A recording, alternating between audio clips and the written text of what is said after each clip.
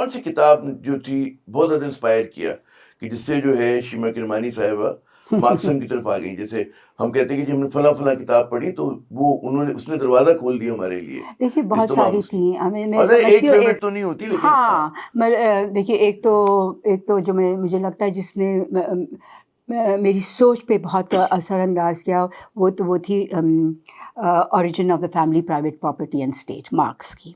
उससे मुझे बहुत चीज़ें समझ में आने लगीं कि ये क्या है, the even the marriage institution, सभी से छोटी उम्र से ही समझ अच्छा में आने और हाँ, और फिर अच्छा possession, ownership, ownership control of of the week, मतलब ये कि जो कमज़ोर है उसको किस तरह से आप पावर शादी को भी उनका मिल्कियत का वो है। मिल्कियत, हाँ कंट्रोल, पोजेशन, ये सारी चीज़ें। So I think that was one of the things that was very important. और उसके साथ साथ जो चीज़ें मुझे बहुत मज़ा देती थी और मैं पढ़ती थी, मैं समझती हूँ जब मुझे समझ में भी नहीं आता था उस वक्त पढ़ती थी, वाज माओ's राइटिंग्स।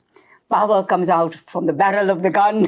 बहुत अच्छा लगता था। माओ की बहुत हाँ इंस्पायरिंग, तो हाँ, माओ सेतुंग से बहुत इंस्पायर क्योंकि थी, क्योंकि क्योंकि वो ज़माना था जब वो हाँ Chinese revolution was at its height ना, तो बड़े मज़े की चीज़ लगता था कि वाओ, हाँ तब्दीली आ रही है, कि गुर्बत ख़त्म हो रही है। हम्म सबसे बड़ी बात ये कि हम पढ़ते थे कि कितनी गुर्बत थी चीन में, लोग ज़मीन से पौधे निकाल के, कीड़े निकाल के खा रहे हैं, खाने को नहीं है, बच्चे बिक रहे हैं, औरतें बिक रही हैं, बहुत बुरा।